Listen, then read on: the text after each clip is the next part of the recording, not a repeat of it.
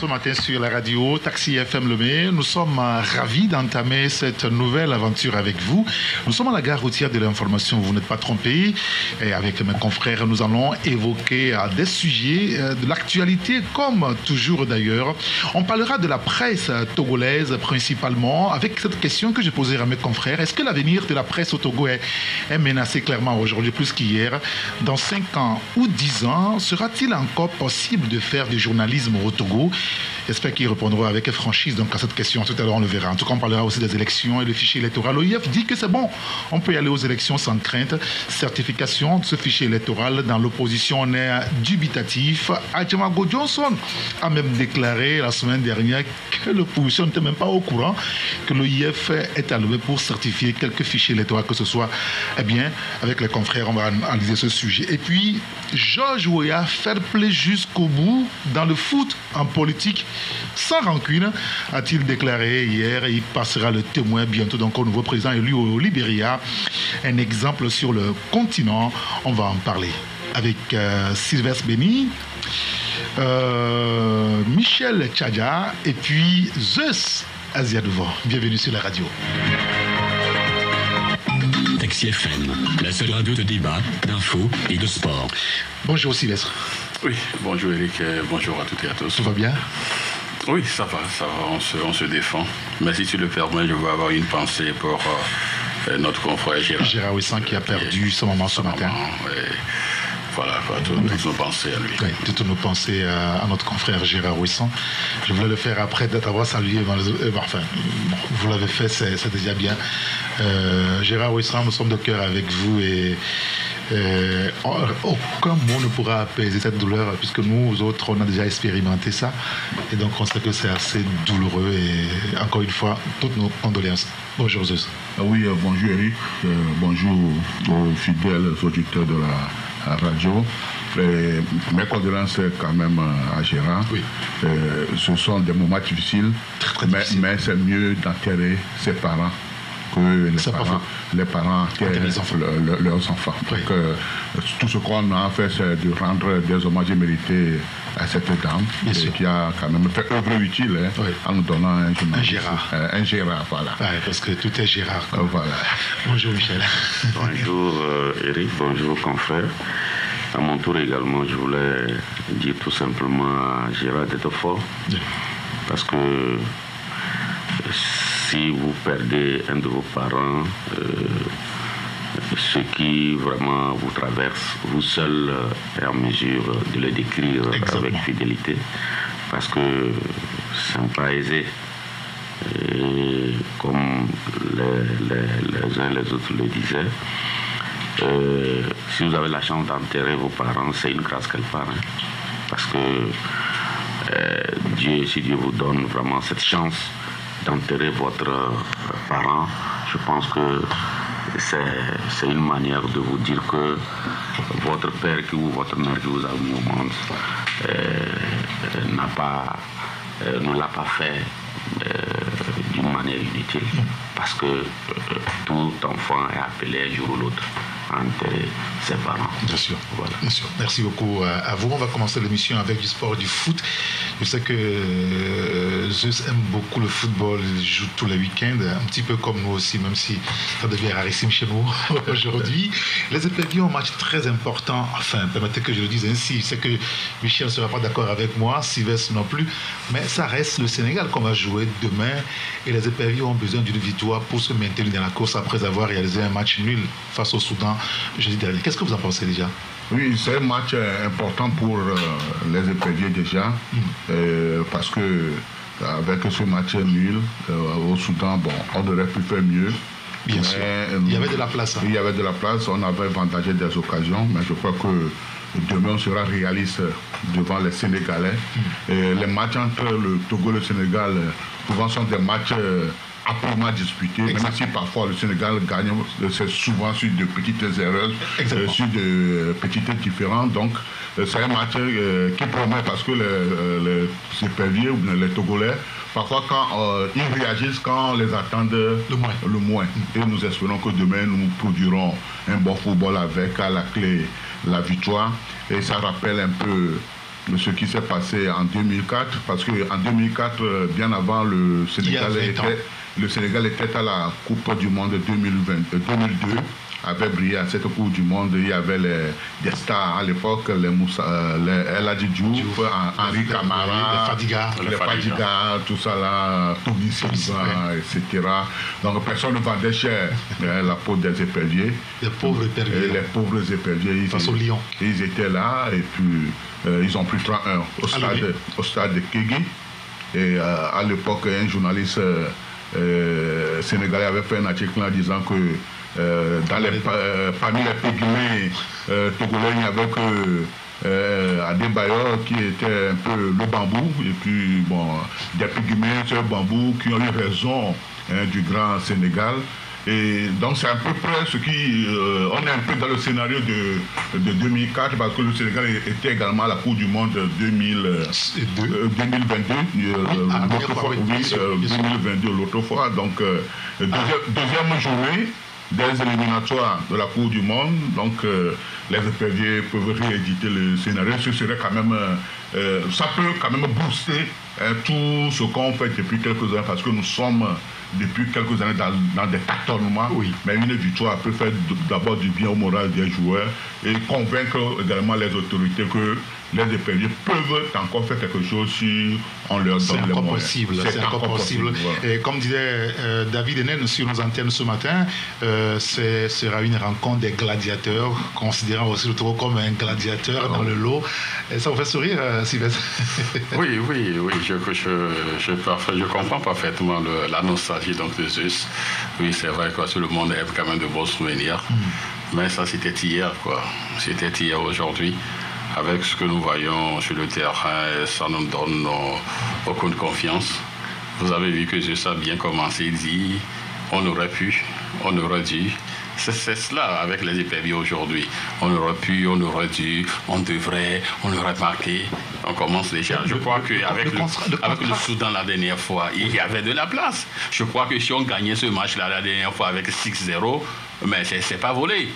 Mais vous avez vu au niveau donc de l'attaque, à l'exception donc du Belge, bon, du moins du Togolais qui joue donc Denke, bon, à l'exception donc de lui, les autres, on dirait, c'est comme si, vous savez, il y a quand même un mot qu'on aime très souvent, les pieds nickelés.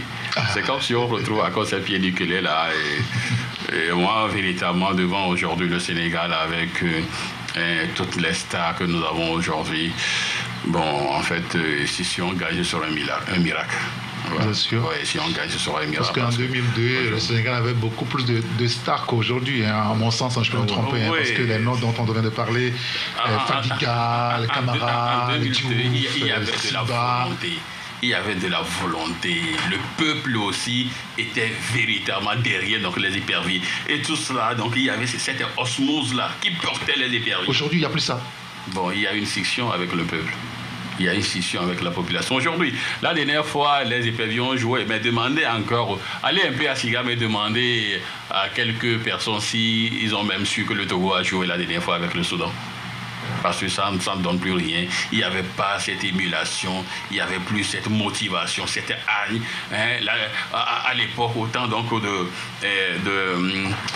2005-2006, même les yeux fermés, tu peux donner donc les 11 de départ. Et ça, les médias ont joué un grand rôle. Allons-y, accompagnons les éperviers pour que cette émulation-là arrive quand même. Hein. Voilà. Non, Michel. Non. Nous accompagnons les éperviers de tout le temps.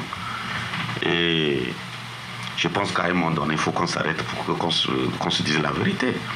Quand j'ai écouté juste, il a dit tout comme si il n'y avait pas de problème. C'est-à-dire que en 2002 et en 2004, oui. Je pense que ce qu'il a dit là valait.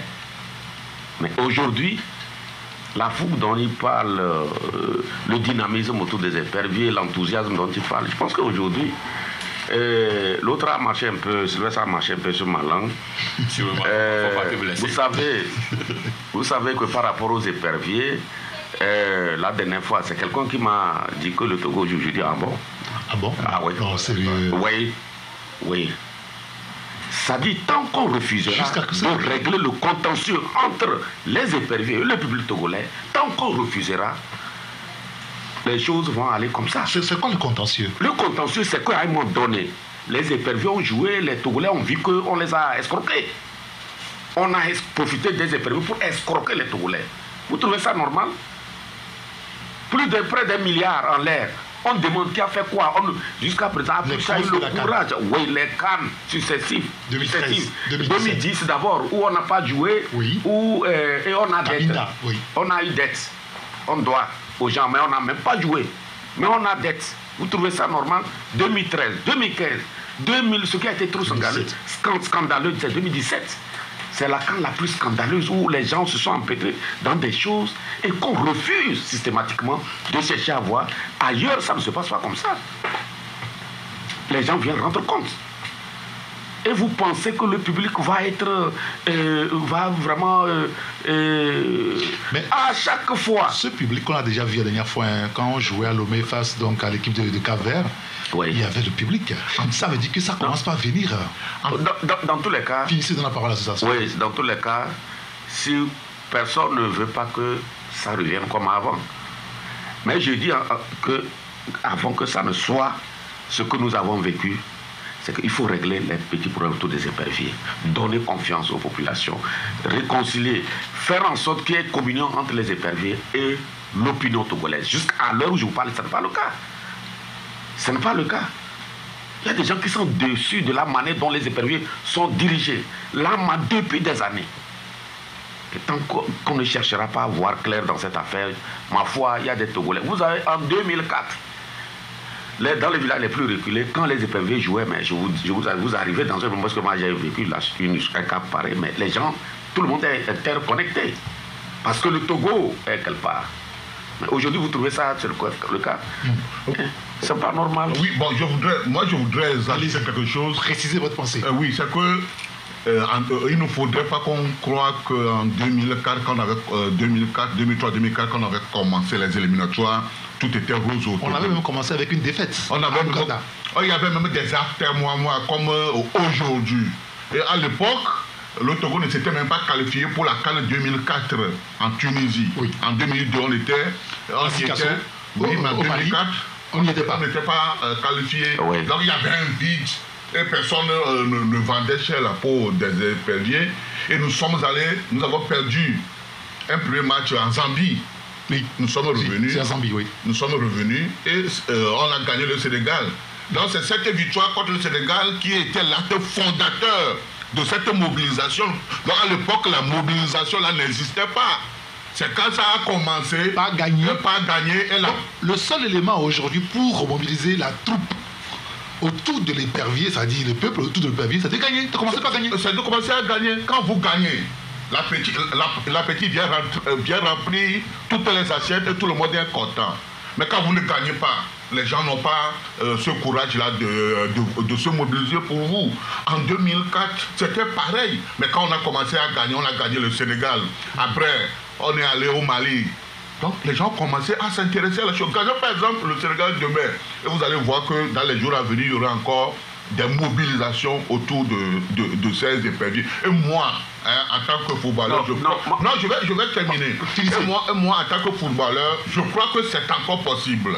Maintenant, il y a eu des problèmes autour de ces éperviers en ce qui concerne la gestion des fonds qui ont été mobilisés. Entre-temps, ça c'est une vérité, on ne peut pas la nier. Il revient aux autorités compétentes de donner suite à cela. Mais le football, quoi qu'on dise, c'est la seule chose qui unisse un peu les Togolais, qui donne du baume au cœur des Togolais. Donc on ne va pas quand même détruire cela. Moi, mon souhait, et je sais que demain, si pète à Dieu, nous allons quand même.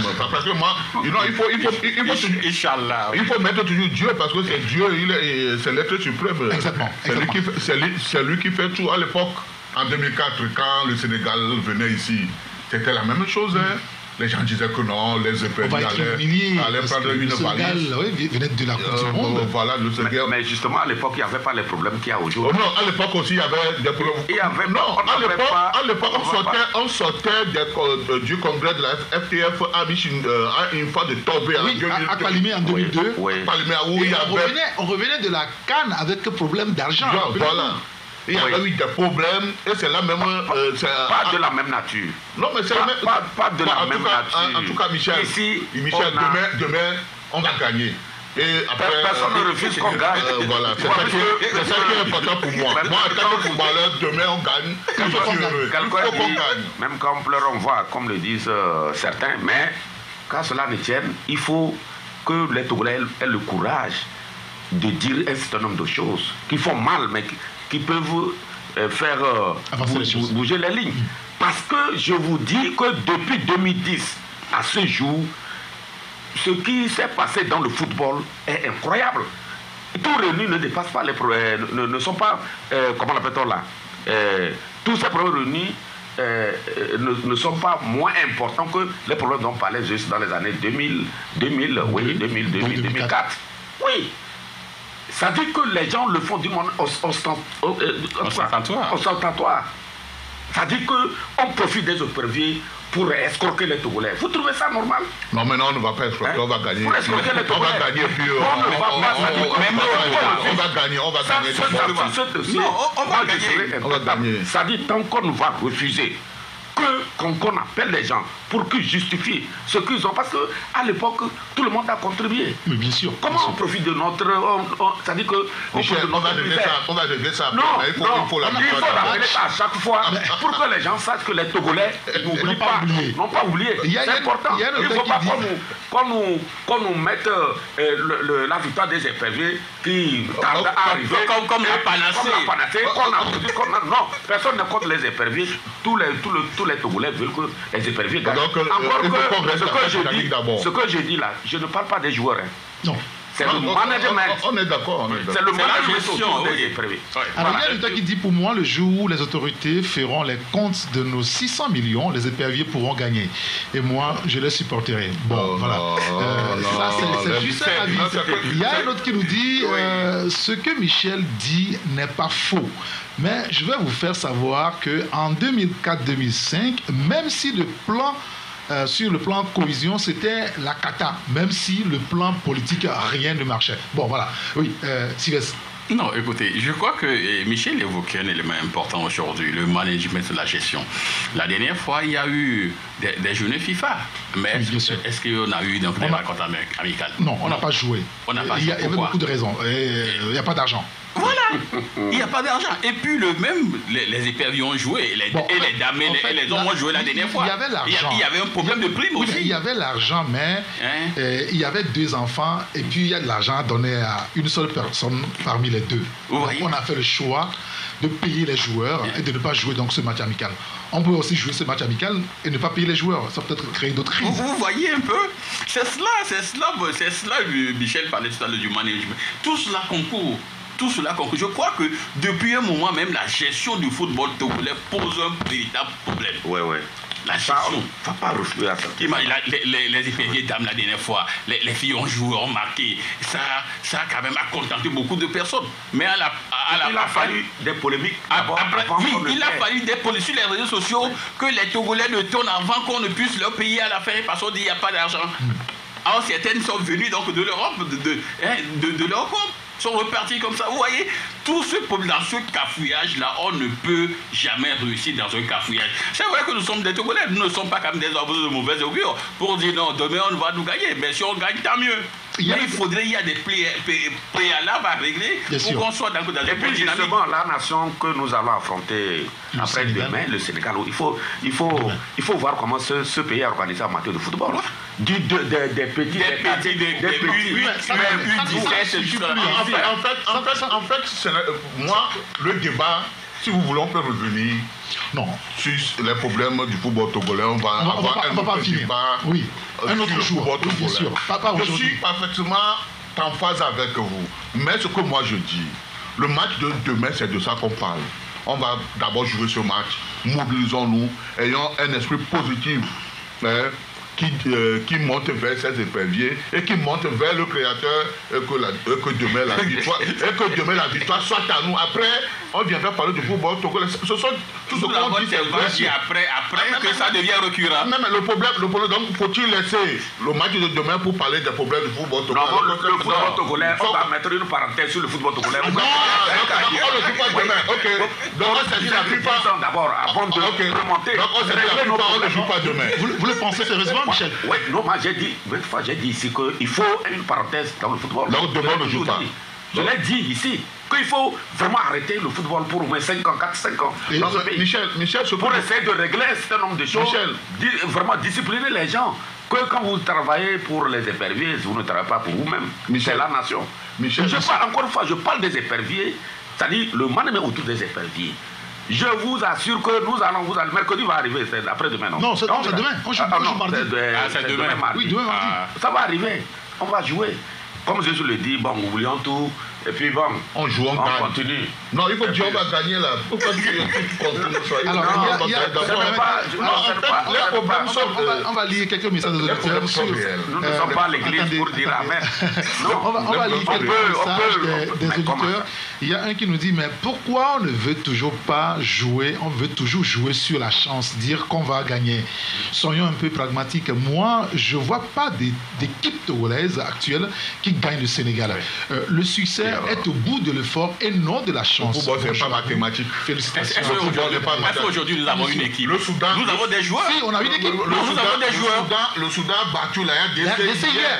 Donc on ne peut pas me dire que ce n'est pas possible avec l'équipe du Togo actuellement. Donc, le football aujourd'hui, tout le monde, la plupart de nos joueurs jouent, même si ils n'ont pas la chance comme d'autres, mais aussi ils ont l'expérience des compétitions acceptables. Donc on ne peut pas dire qu'on va jouer contre le Sénégal, nous n'avons pas une équipe. Aujourd'hui, le Sénégal c'est une foule de guerre. Nous n'avons pas une équipe, nous avons des joueurs. Aujourd'hui, le Sénégal c'est une foule de guerre. On ne nie pas cela, mais on peut toujours faire quelque chose. Moi, en tout cas, en tant que joueur, même si des fois l'équipe qui est en face est plus forte que vous dites, vous allez vous engager, vous allez vous y mettre et vous gagnez. Et souvent, pour ces gens de match, c'est passionnant. Vous gagnez, et à la fin, vous êtes content. C'est ça aussi le football. Alors, il y a d'autres qui disent, si on ne se qualifie pas aux phases finales des Coupes d'Afrique, on est content, car certains ne vont plus nous voler. Enfin, oui. Alors, il y a un autre auditeur qui nous dit, si moi je suis à la place du président Faure, je devrais être ministre des Sports pour régler tous les problèmes autour du sport.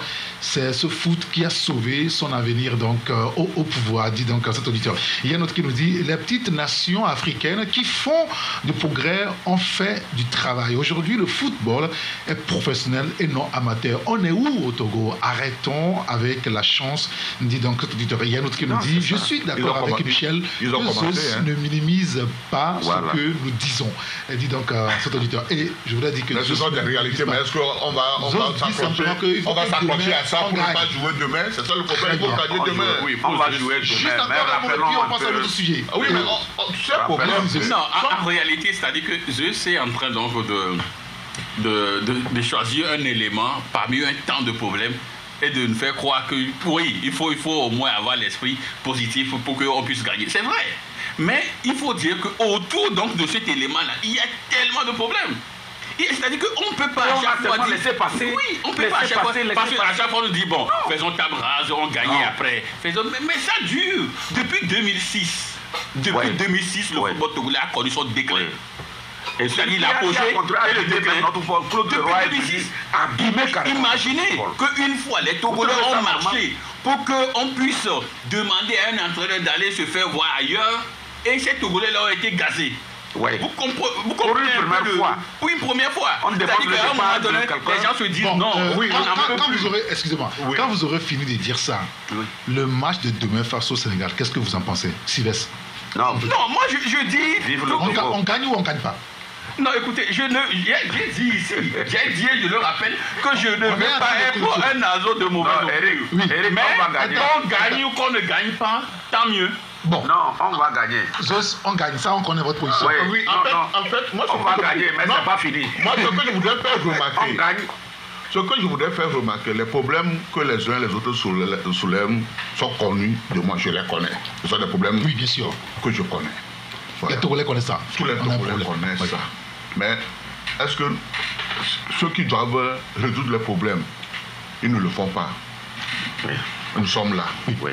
Maintenant, nous avons une équipe. On doit les rappeler. Voilà, on leur rappelle ça. Mais nous avons une équipe nationale qui joue demain. Et c'est autour de cette équipe qu'il y a problème. Oui, mais non.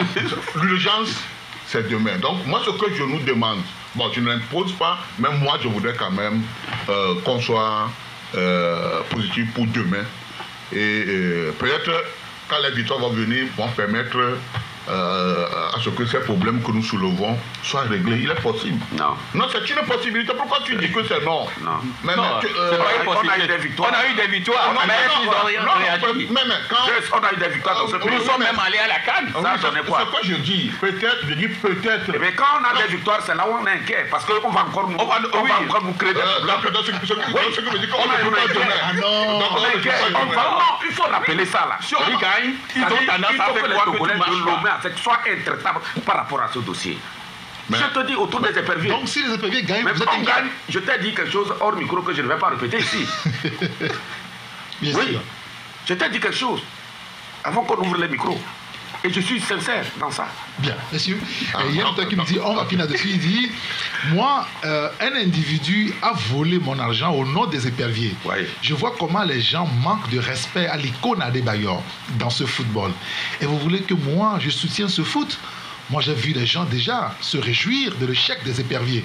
Arrêtons-nous pour régler les problèmes que d'évoluer dans la médiocrité. On va perdre face au Sénégal. Non. Faut qu'on gagne. En tout cas, on va gagner. On va gagner.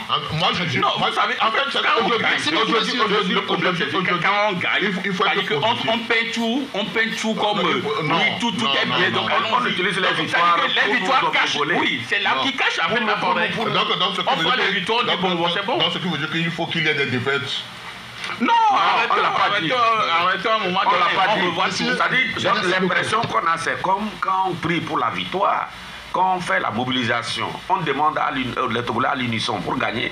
C'est comme quand on gagne, juste après, bon, c'est comme tout est réglé, on avance. C'est le jour de la défaite que les gens s'arrêtent encore pour parler des problèmes qu'il y a. C'est pourquoi nous disons que qu'on gagne ou qu'on ne gagne pas là, qu'il y a problème, qu'on règle ces problèmes-là. C'est ce que nous disons. Messieurs, merci beaucoup. On va avancer, aborder notre sujet sur la presse togolaise. Vous savez, ça fait déjà une dizaine de jours qu'on parle de la presse togolaise, surtout depuis lundi dernier où nos confrères Loïc Lawson et Innocent Anani Soso sont gardés à la BRI, puis depuis mardi soir donc à la prison civile de Lomé.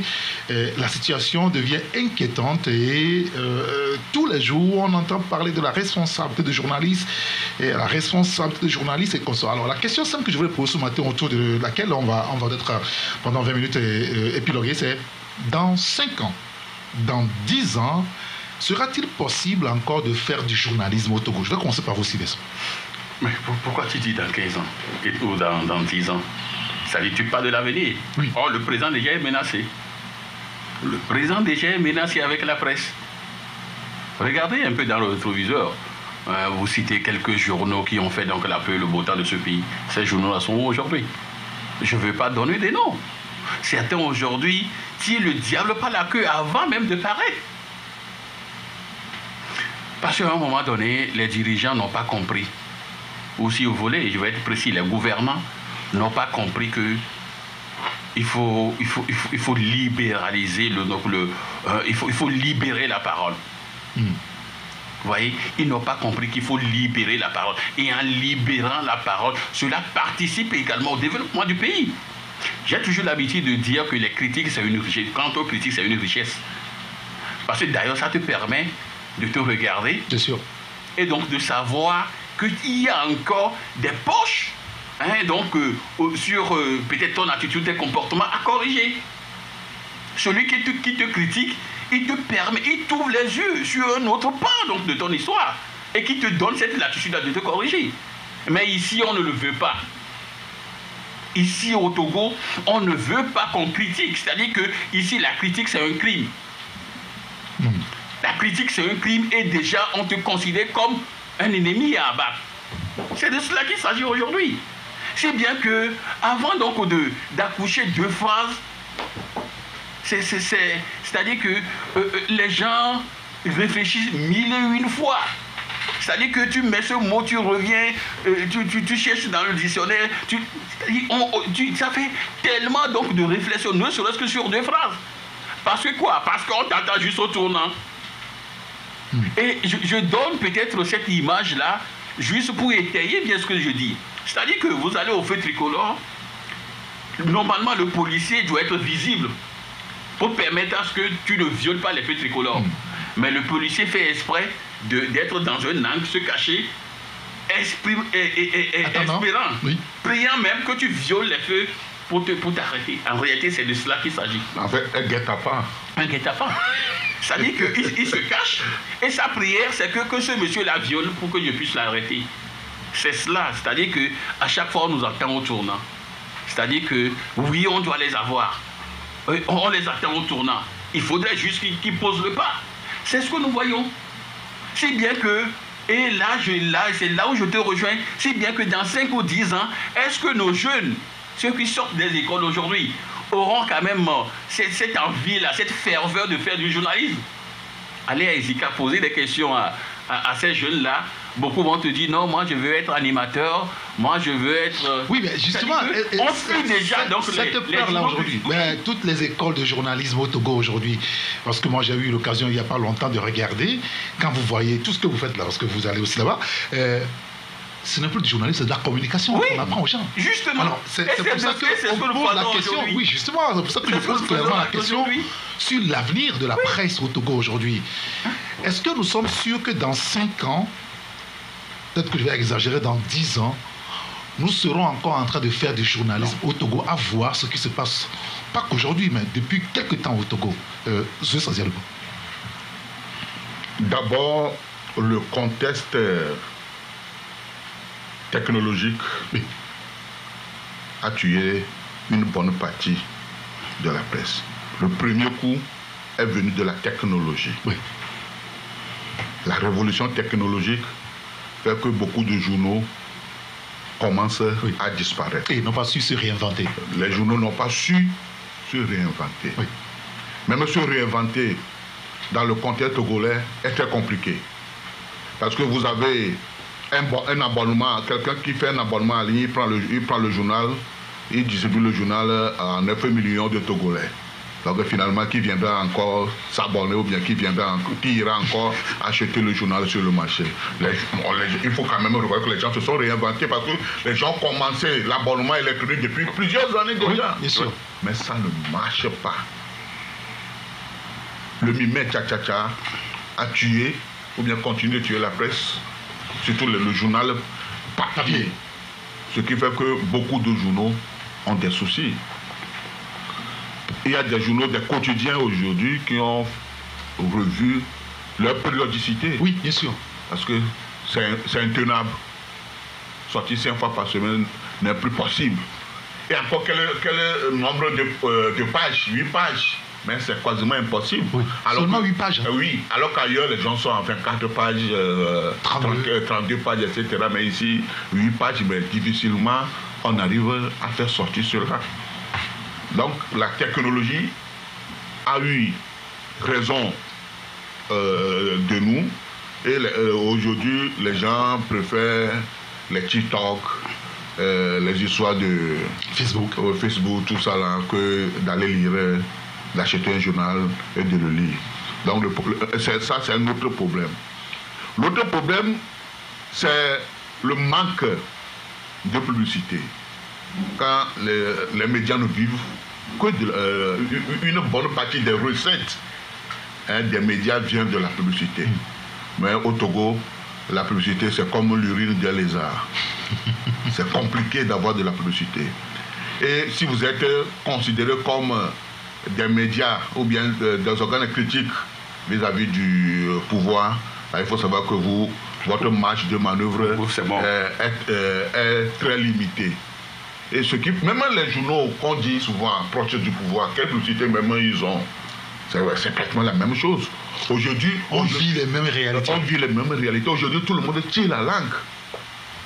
Aujourd'hui, tout le monde tire la langue. Même pour paraître, les hebdomadaires, pour paraître une fois par semaine, c'est compliqué. C'est compliqué. Donc, il n'y a pas d'accompagnement. Maintenant, après, je crois que c'est une situation qui arrange l'État. L'aide de l'État à la presse, ce n'est rien. Oh bon, on dit c'est une aide. Donc c'est comme des bonbons qu'on distribue à une veillée funéraire. Et chacun prend un peu et puis ça s'arrête là. Alors que dans le nouveau code de la presse, on a institué un fonds d'appui à la presse. Oui, c'est sûr. Et c'est ce qui se fait dans beaucoup de pays aujourd'hui. Il faut qu'on sorte de l'aide banale là pour aller vers de bons... Un vrai fonds. Vers un vrai fonds. Mais tel que les choses se passent, les journaux vont disparaître, les médias vont disparaître avant que peut-être ce fonds-là ne soit mis en place. Donc clairement aujourd'hui, la presse, sinon le journalisme au Togo est menacé parce qu'il faut qu'on soit... donc on s'entend sur les définitions. Oui, j'ai 2 éléments à ajouter. Oui, allez-y. En dehors de ça, il y a la pression fiscale. Les journaux sont aussi victimes de la pression fiscale. Vous êtes là, c'est OTS qui connaît les calculs qu'il fait. Et on vient, on dit que non, vous avez encore 200 000 à payer, 800 000 à payer. Voilà. Les conditions dans lesquelles nous travaillons aujourd'hui, on nous impose encore des redressements fiscaux. C'est compliqué. En dehors de ça, c'est l'emprisonnement des journalistes. C'est le Graal. Et les gens surfent, c'est le Saint Graal. Et les gens surfent sur le nouveau code de la presse de la communication. Et un article caché dans la loi organique de la RAC. L'article 66. Pour envoyer des journalistes en prison. Aujourd'hui, même la RAC est un peu dépouillée de ses prérogatives. On a créé, avec cet article, on a créé 2 types de citoyens. Les Togolais lambda, quand ils sont diffamés, c'est la RAC qui peut régler. Mais les Togolais, bien nés, ministres, députés, président de la Cour constitutionnelle, président de la République, etc., ministre pasteur, etc., c'est la justice. C'est la justice. C'est ce qui est contenu dans le code, dans cet article de la nouvelle loi organique de la RAC. Donc, ce sont ces éléments qui font que moins de choses, on envoie les gens en prison. Alors qu'aujourd'hui, on ne peut pas, il faut dire qu'on a fait une petite erreur. Aujourd'hui, on ne peut pas dissocier les réseaux sociaux des médias traditionnels. Mais si tu publies une information sur les réseaux sociaux aujourd'hui, même si tu as beau rectifier une certaine de fois, on t'applique le code pénal. Et c'est déplorable ce qui se passe aujourd'hui. L'autre fois, il y a un journaliste qui m'a posé la question sur ma page Facebook. Doyen, je n'aime pas ce titre-là. Maintenant, qu'est-ce que nous, jeunes, nous allons faire? Je lui ai dit, mais mon frère, il faut continuer à travailler dans le respect de la loi. Oui. Mais il y a cette peur-là qui est là. Nous sommes en train... Il y a une confusion terrible parce qu'en cherchant à évoquer clairement le sujet, le journalisme et la communication. J'ai écouté beaucoup de confrères la semaine dernière qui le disent sans embâche que, tel que les choses se passent aujourd'hui, nous sommes contraints à faire que de la communication. Est-ce que vous partagez ça, Michel? Apparemment, c'est... Pour ne pas avoir de problème, quoi. Oui, apparemment, c'est ce qui saute à l'œil. C'est-à-dire, si vous ne voulez pas aller de l'autre côté là-bas... Où ça? En prison? Oui. C'est de faire de la communication pure et simple. Or, le métier de journalisme a des exigences, a des normes. On va vous réduire à faire des comptes rendus seulement, et puis bon, c'est-à-dire vous n'allez pas faire éclore votre talent, c'est-à-dire vous n'allez pas sortir le meilleur de vous-même. Or, en journalisme, c'est les idées. Si vous avez une analyse percutante. C'est de ça qu'il est question. Et si vous avez peur, ça a tout dit, hein. Je ne sais même pas par où commencer, il a tout dit. La question de la peur. Nos problèmes, on les connaît au quotidien. Maintenant, ajouter les pesanteurs exogènes, oui, que nous vivons actuellement par rapport à certains journaux. Vous parlez de la peur. Oui, la peur. C'est ce qui est agité aujourd'hui. Oui, parce que tant qu'on ne va pas, c'est pourquoi nous aussi, on doit quand même nous rappeler beaucoup de choses quand nous voulons travailler. Parce que à partir du moment où nous n'allons pas appeler à la révision de certaines dispositions de ce nouveau code de la presse qui a été voté en 2016, si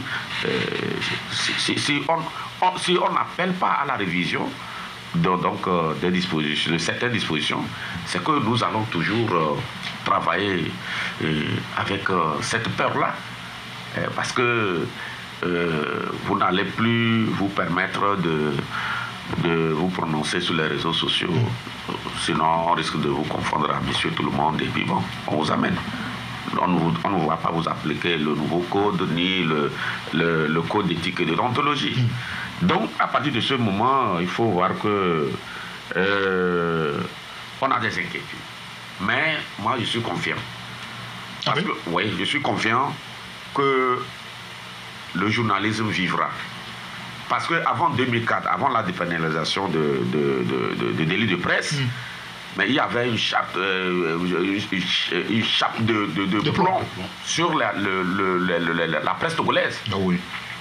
Ce qui, nos dévanciers nous ont dit beaucoup de choses. Mais sous ce poids, ça n'a jamais découragé ces gens-là de continuer jusqu'à ce qu'on a dépénalisé le délit de presse.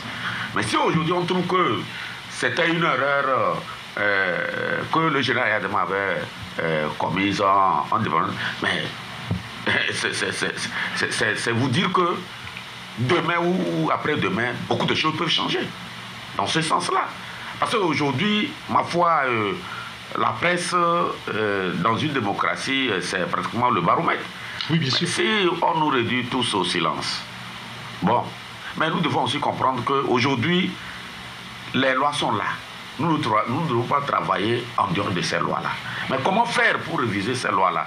C'est de ça qu'il est question. Voilà. Oui.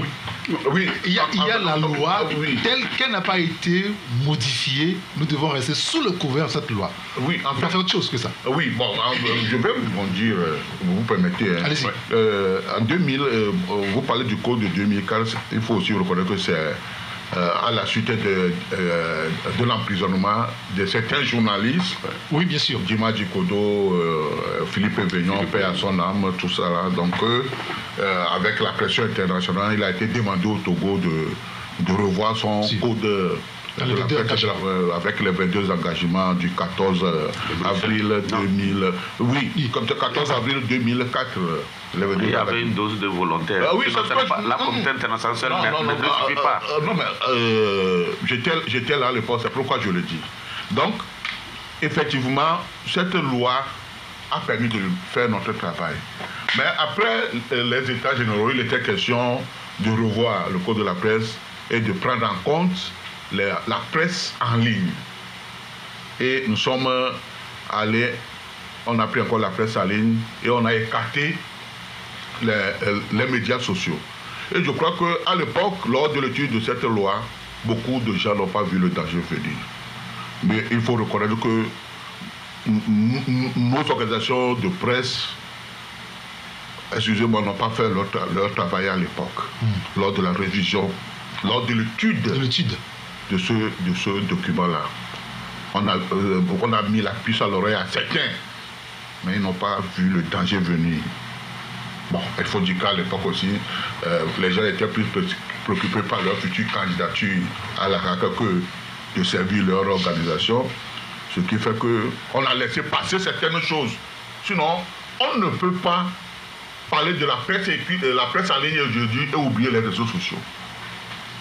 Oui, bien sûr. Parce que les deux sont intimement liés. Quand on dit par exemple Web TV c'est YouTube. Oui. On dit Web TV, c'est YouTube. Bien sûr. Mais aujourd'hui, YouTube est considéré comme un réseau social. Un réseau social, donc vous faites quelque chose. Donc ce qui pose un problème.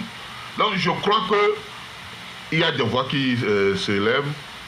J'espère que le chef de l'État va écouter ces voix-là et suggérer que cet article soit revu, parce que ce n'est pas bien qu'à ce 21e siècle, on envoie des journalistes en prison pour ce genre de choses, surtout que les mêmes journalistes reconnaissent leurs erreurs et qu'ils ont, ces journalistes ont fait amende honorable.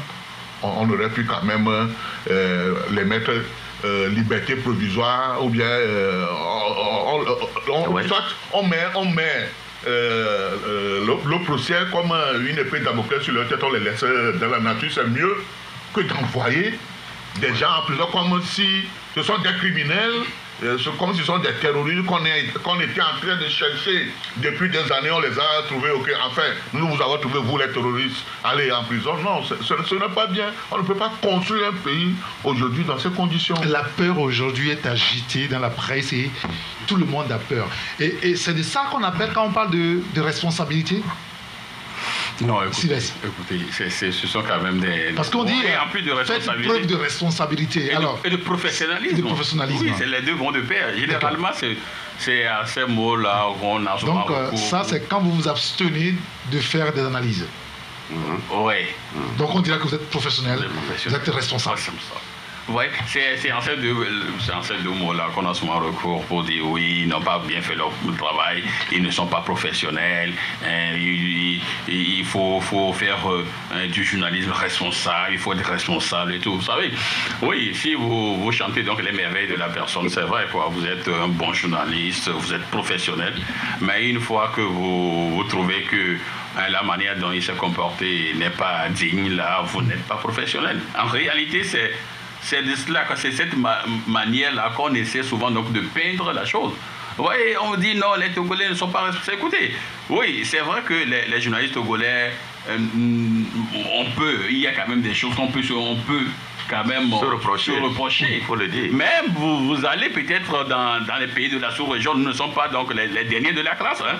Nous ne sommes pas les derniers de la classe. Mais à chaque fois, on dit non, vous n'êtes pas professionnel. Parfois, j'ai même une fois écouté un professeur donc, de l'université qui disait qu'un confrère a posé une question. Il dit voilà, quoi, je reconnais le journaliste togolais.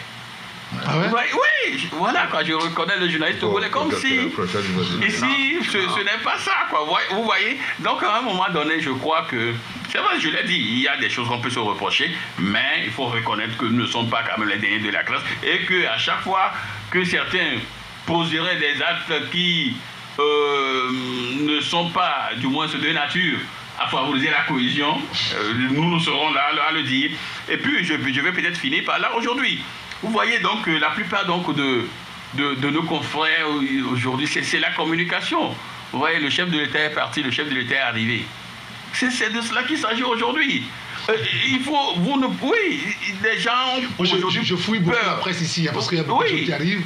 Les gens aujourd'hui, c'est-à-dire que de dire oui, le chef de l'État est allé, actuellement j'ai appris, le chef de l'État est allé en Allemagne. Oui, bon, beaucoup vont dire oui, le chef de l'État est allé en Allemagne, le chef de l'État est revenu. Maintenant, qu'est-ce qu'il est allé faire en Allemagne? Est-ce qu'on a accordé un prêt ou un don au Togo? Maintenant, comment est-ce que cela est géré? C'est de cela. Maintenant, il faut aller au-delà.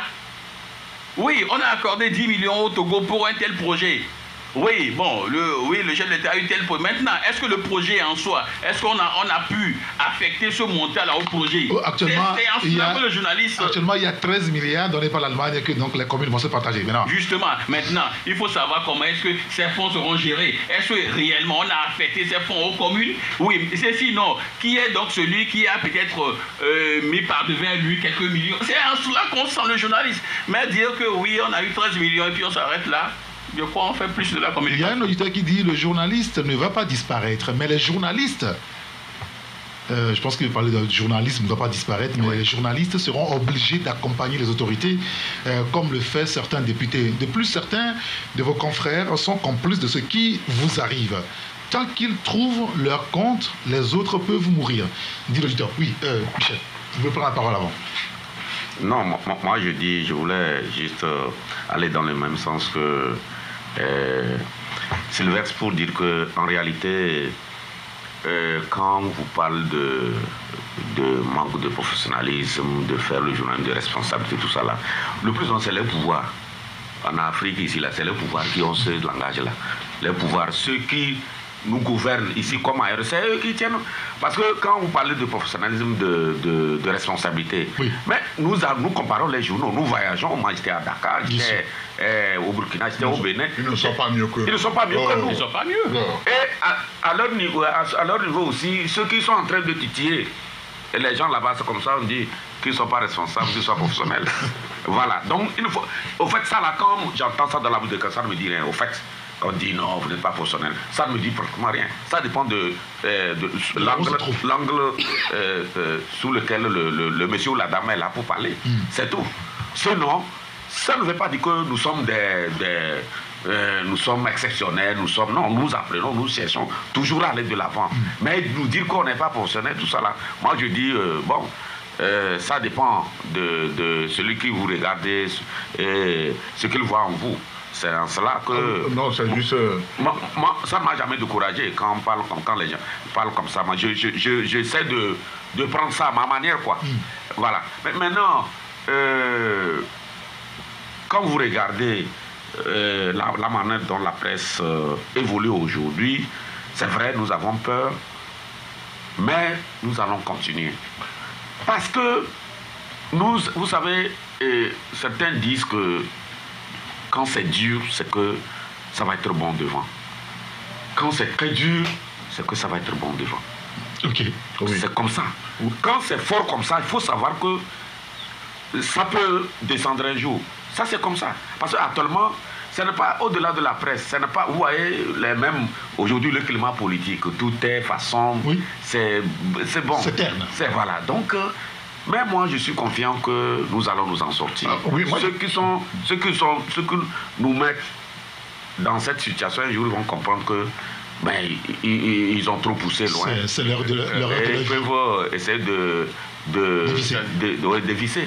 Parce que... Et puis parfois, c'est quand on tire trop sur la corde, ça se casse. Nous ne sommes pas... C'est vrai, on peut commettre les erreurs. Nos amis ont reconnu, ils ont écrit pour dire que non, on avait dit ceci, c'est plutôt ceci. Mais moi, ce qui m'a vraiment choqué, c'est le fait de passer par tous les moyens pour les jeter en prison. Ce que je dis, en 2021, on avait amené certains en prison. Oui. Ça n'a pas empêché d'autres aussi de continuer. Demain, les gens seront là aussi pour parler. Ça a été toujours comme ça. Jusqu'à ce que ceux qui sont dans cette... Parce que dans le pouvoir, ce n'est pas tout le monde c'est pas tout le monde qui est dans cette dimension. Oui. Donc, jusqu'à ce que les gens, certains comprennent que non, ils ont le mot. Parce que quand nos confrères se retrouvent en prison, mais ils sont avec des trafiquants de drogue, oui, bien sûr. des voyous, des choses. Pourquoi? Alors, ils sont des voyous, ils sont des terroristes, pourquoi on les envoie là-bas? Alors, il y a un État qui dit la presse est menacée depuis. Maintenant, ils vous ont divisé. Demain, c'est le noir. Notre président de la République est responsable de tout ça. Avec tout ce qui se passe, le président ne dit rien et ne fait rien. S'il vous plaît, Monsieur le Président de la République, aidez-nous à arrêter tout ça. Oui, en fait, le président n'est pas professionnel. En fait, cette histoire de professionnalisme, ce sont des arguments qui ne tiennent pas la route parce que les autres ailleurs ne sont pas mieux que nous. Nous, on a aidé certains ailleurs à fonder des journaux. Aujourd'hui, ces gens-là vivent mieux que nous, qui les avons lancés dans leur pays. On ne peut pas... Il y a des pays aujourd'hui. Moi, j'ai aidé un ami au Tchad qui a créé son organe. Aujourd'hui, il a même une radio. Alors que moi, avec notre journal Liberté, on tire le diable par la queue. Ou bien, on est même dans la maison du diable et on se nourrit du diable. Il n'y a plus rien. Mais lui, là-bas, il vit mieux que nous. Donc, on ne peut pas nous dire que nous sommes aussi si mauvais. Mais nous faisons des efforts. Et c'est lui également de saluer notre confrère Ferdinand Haïté, qui a reçu ce prix. Si on était nul, il ne pouvait pas recevoir ce prix-là. Donc, ce qui veut dire que nous faisons des efforts.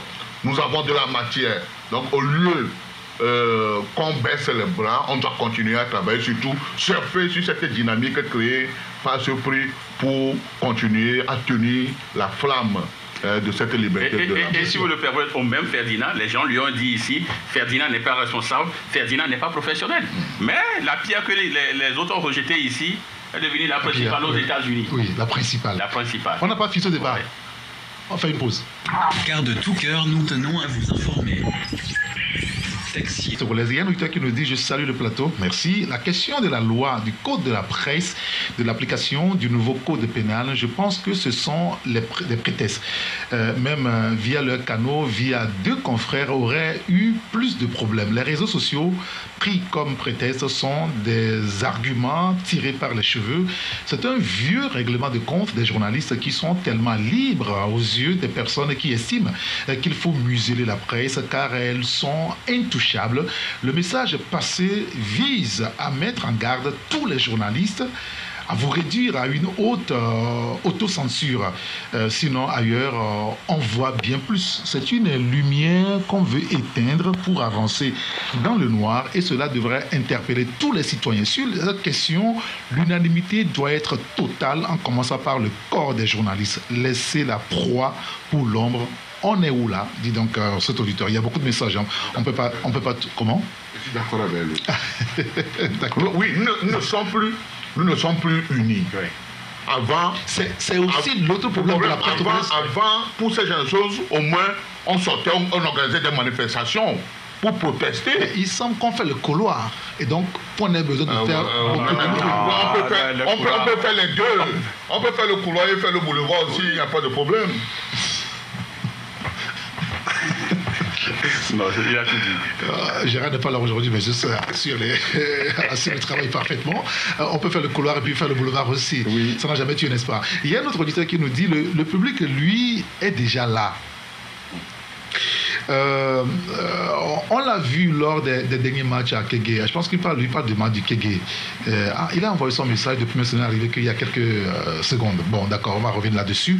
Alors, vous parlez de Ferdinand lorsqu'on faisait la pause. C'est vrai que le quotidien Liberté en a parlé ce matin. Banni au Togo, il est célébré, en quelque sorte, donc aux États-Unis.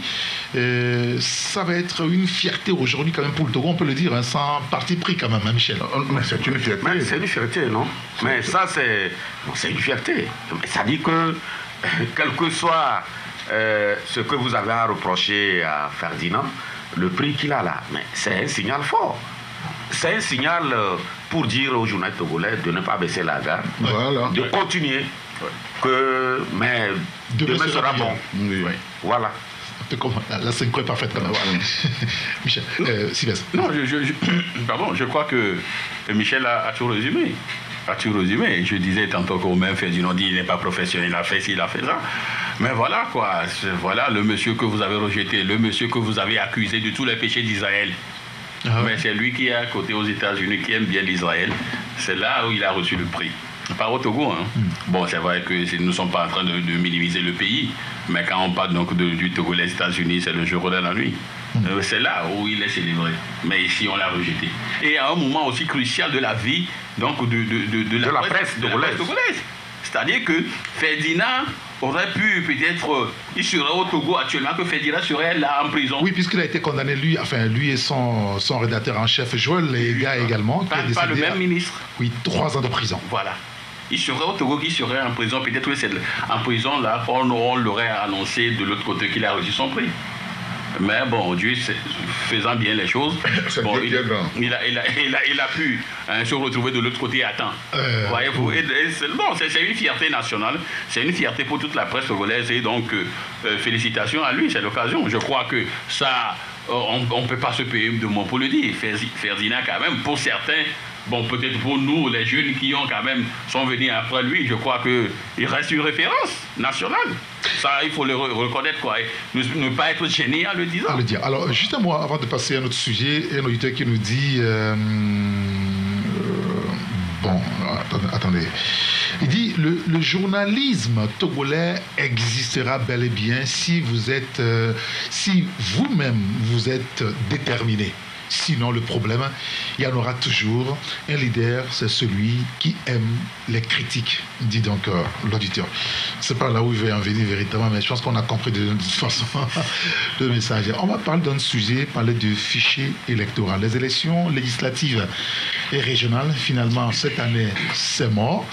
Mais la question se pose autour du fichier électoral.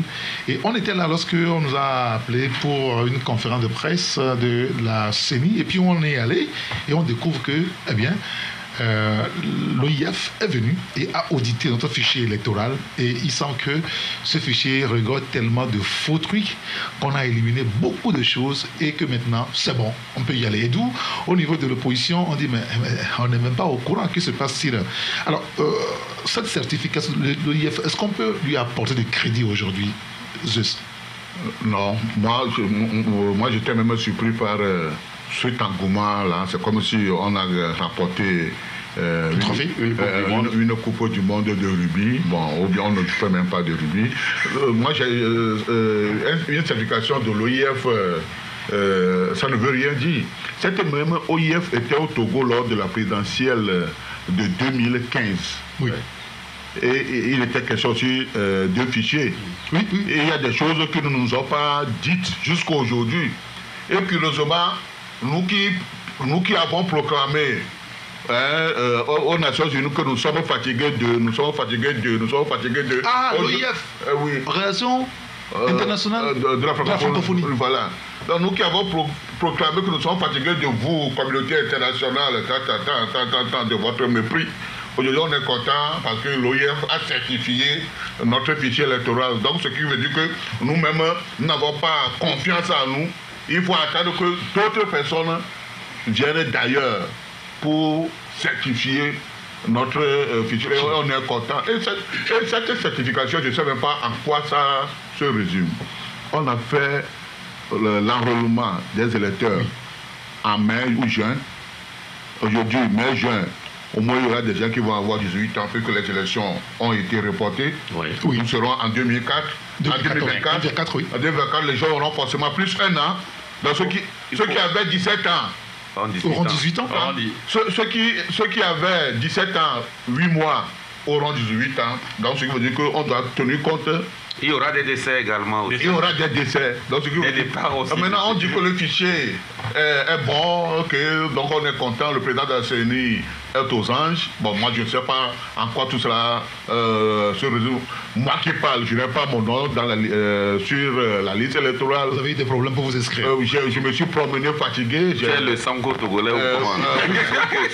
Mais voilà. Donc, je me suis promené fatigué. J'ai fini par abandonner. Croyant qu'après l'étape de la région Plateau, Sakal et Caraïs, des Savanes, on allait revenir pour que je puisse rattraper, mais je ne l'ai jamais fait. Donc, je vais envoyer un email à l'OIF que mon nom n'est pas dans le fichier et de trouver une solution pour moi, pour que le fichier soit effectivement certifié, pour que j'apporte aussi ma certification à sa certification. Michel. Il y a un élément qui a retenu notre attention, nous autres, c'est que quand les experts de l'OIF sont venus travailler, et ils ont vu plus de doublons que la CENI avait évoqué. Parce que ce fichier qui a été remis à l'OIF, on a déjà travaillé dessus au niveau de la CENI. Et la CENI avait communiqué qu'il avait enlevé 9 000 ou quelque chose de doublon entre-temps.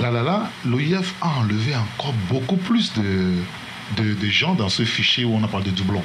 Alors la question, elle est simple, c'est-à-dire, soit ceux qui sont à la CENI ne connaissent pas le travail et l'ont fait de façon maladroite. Dans ce cas, on cherche une autre personne pour animer la CENI, ou bien c'est intentionnellement, Michel? Non, moi je ne sais pas. Et puis je ne sais pas certifier un fichier électoral. D'accord. Bon, on a trouvé ceux qui sont bons dans le domaine. Et il se trouve que c'est les experts de la francophonie. En tout cas, moi, quand j'ai appris la nouvelle, puisque quand ils arrivaient, personne n'était... Moi, je n'étais pas au courant. Je me suis dit que, si en réalité, ces experts ont fait un travail qui a agréé les responsables de la CENI, et au point où tous ils sont mis d'accord, les deux parties, pour appeler à un point de presse. Bon, je me dis tant mieux. Tant mieux, puisque vous savez que de tout temps, c'est l'un des contentieux entre le pouvoir et l'opposition, et c'est justement sur le fichier électoral. Oui, bien sûr. Mais si le fichier qui est vraiment qui est le socle, en tout cas sur lequel les élections doivent se dérouler, si le fichier est certifié, si on trouve qu'il est bon, on y va. Mais ce que je disais, c'est vrai qu'il y a des partis politiques et même certaines associations de la société civile qui avaient demandé la reprise.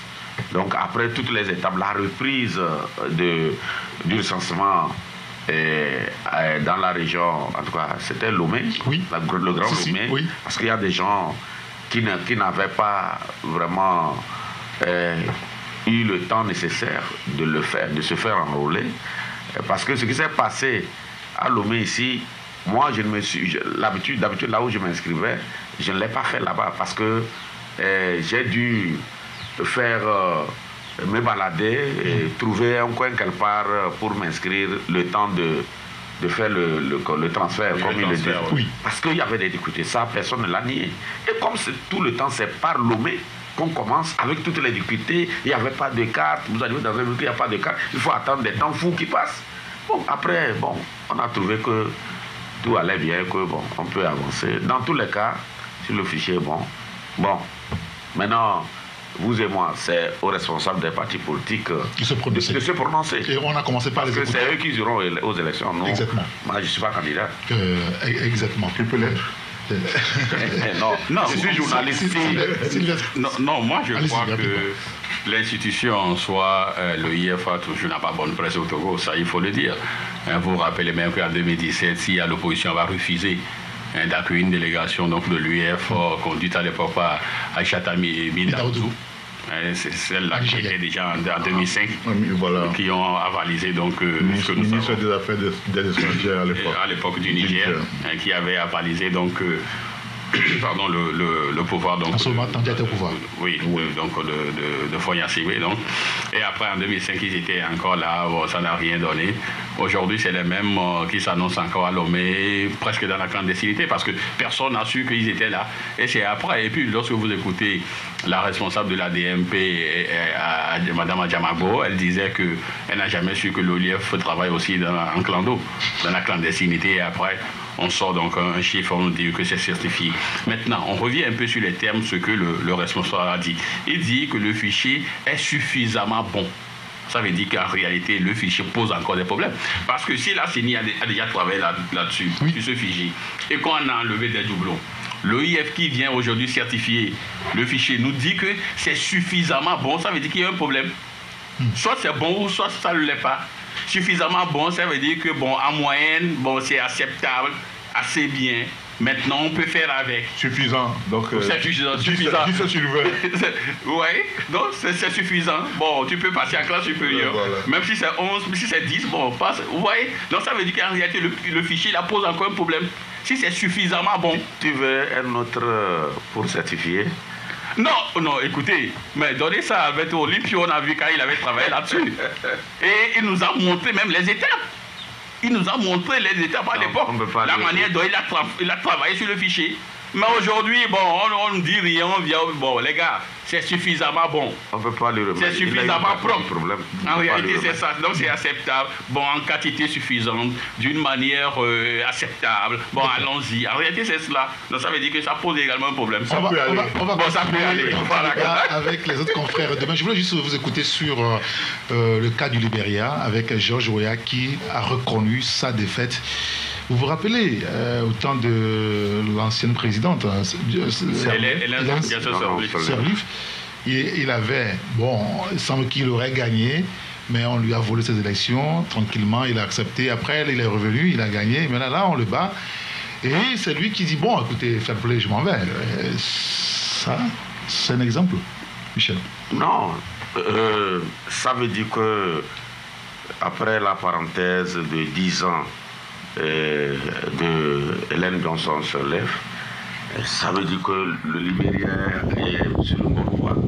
Parce que le plus souvent en Afrique, c'est comment accepter facilement qu'on ne veut pas organiser les élections et les perdre. Et les perdre. Voilà.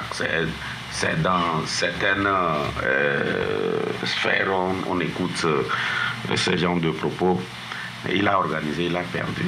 Je pense qu'il n'est pas le premier. Il y en a qui ont organisé. Et qui sont partis. Pardon, et ils ont perdu. Abdoulaye Wade, par exemple, au Sénégal. Non, lui, il avait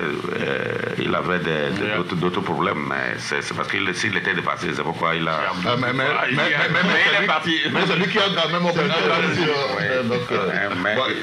Ce que j'ai dit ici, c'est que ce n'était pas dans le même contexte. Mais bon, ce qui est sûr, ce qu'il a fait, c'est beaucoup salué par diverses organisations, au Libéria comme ailleurs. C'est pour dire que c'est possible. C'est possible que vous organisez des élections et les perdre. Et reconnaître. Il a reconnu, il a appelé déjà ses amis qui étaient là, certains amis qui étaient là, qui disaient non. Je me rappelle en 2020 quand Abdou Diouf avait perdu. Et bon, certains des caciques refusaient. Lui disait même qu'il gagnait, que c'est eux qui tenaient. Ils refusaient et c'est Benoît Ngom, je pense, à l'époque ministre de l'Intérieur, qui s'est enfermé à deux avec Abdou Diouf pour lui dire que, Excellence, Monsieur le Président, nous avons perdu. Il a dû appeler Wade pour couper l'herbe sous le pied de ses propres comment on appelle-t-on, disciples qui n'en voulaient pas entendre parler. C'est pour dire que sur l'affaire du Niger, la position du Libéria ambiguë. Non, n'était pas ambiguë. C'est le Libéria, c'est lui qui avait dit, Georges Weah avait dit que non, que tant qu'il y aura les coups de force constitutionnelle, il y aura des coups d'État dans les pays, et donc lui n'enverra personne combattre les nouvelles autorités nigériennes. Donc il était dans une posture. Aujourd'hui, on a gagné. Je pense qu'il a encore, Weah n'est pas vieux, il a encore beaucoup de choses à faire ailleurs. Il peut même aller en Arabie Saoudite. Parce que c'est des pays fragiles. Si on ne veut pas encore que ces pays-là se plongent encore dans des difficultés, les tiraillements après les élections, ça va. Or, c'est l'un des pays les plus pauvres en Afrique. Très bien. Il a compris. Oui, non, c'est un geste de gentleman. Moi, j'aimerais saluer ça sur ma page Twitter. C'est quelque chose que j'ai beaucoup aimé. Sportif qui joue Georges Weah a été toujours élégant sur le terrain de football. Et maintenant, il nous le montre également sur le terrain politique. Parce que c'est lui qui a organisé les élections. Il peut avoir son retour et avoir peut-être 1000%. Parce qu'il y aura plus de votants que d'inscrits. Et avoir gonflé les chiffres par le biais des ordinateurs, on tape sur entrée et son chiffre entre dans la machine et il est proclamé élu. Mais il est sorti par la grande porte, montrer aux gens qu'on peut organiser les élections et les perdre. En 1998, ici, quelqu'un avait organisé les élections, il était en train de les perdre, mais au dernier moment, on a essayé de tout faire. C'est où ça?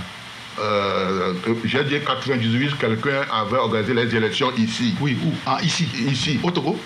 Ici, c'est où? C'est à Lomé. Ah, d'accord. Voilà, au Togo. Voilà, non, c'est au Togo. Ah, voilà. Oui, en 98, donc quelqu'un avait organisé les élections, il était en train de les perdre. Après, on sait tout ce qui s'est passé. Moi, je crois que c'est un signal quand même.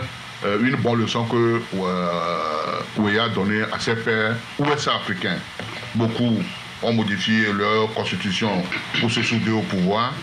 Lui, il fait un mandat. On l'a battu pour pour sa deuxième candidature. J'accepte les résultats des urnes.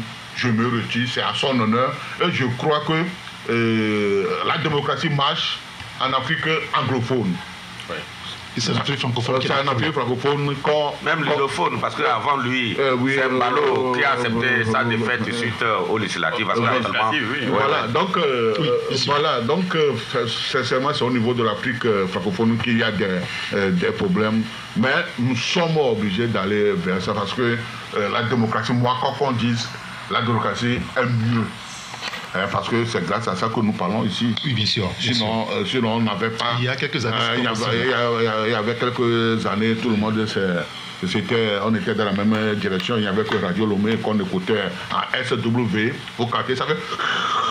Mais aujourd'hui, grâce à la démocratie, nous avons beaucoup de radios, on a beaucoup de télévision, merci beaucoup de journaux, et tout le monde s'exprime. On vous a écouté suffisamment. Je voulais écouter juste en une minute parce que je vous donne la parole aux auditeurs aussi. Non, je crois qu'aujourd'hui, Georges Weah nous donne donc une analyse dialectique du sujet des élections et leur perte, parce que je crois c'était Pascal Le Seba donc il disait qu'on n'organise pas les élections pour les perdre. Et ça devient un slogan pour Omar Bongo qui gagnait toujours parce qu'il savait qu'il devait gagner.